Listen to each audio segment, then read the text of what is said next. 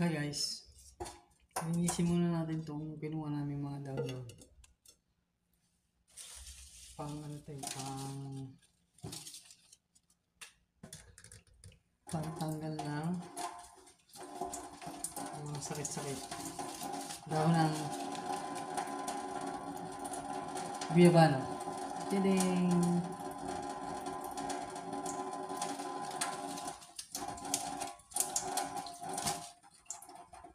Kailangan linisin natin ito yan.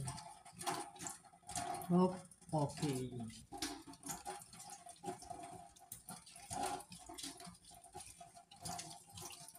Kasi ibababad natin para bukas pakukuluan niya.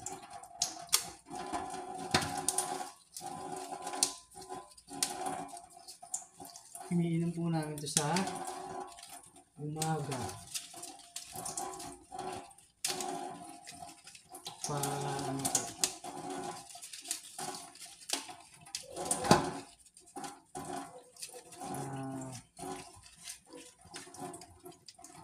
maganda sa katawan. Maglinis din daw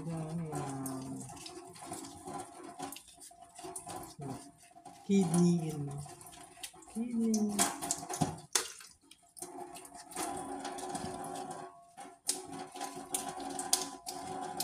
Marami pong benepisyo ito eh.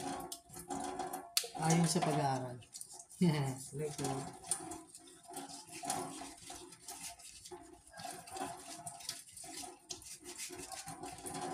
baka may hanit kasi. Kaya kailangan natin yung linisin na yun. Oh, dahon ng avocado.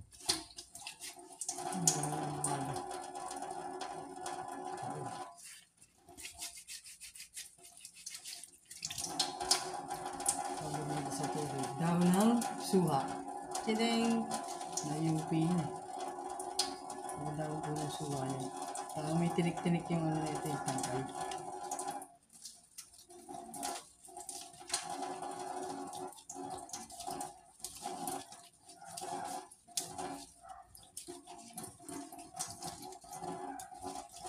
Ganito rin po gawin nyo guys. Maganda ito sa katawan. Maging maganda pa yung pag-ihi nyo. Bango. Para siyang lemon.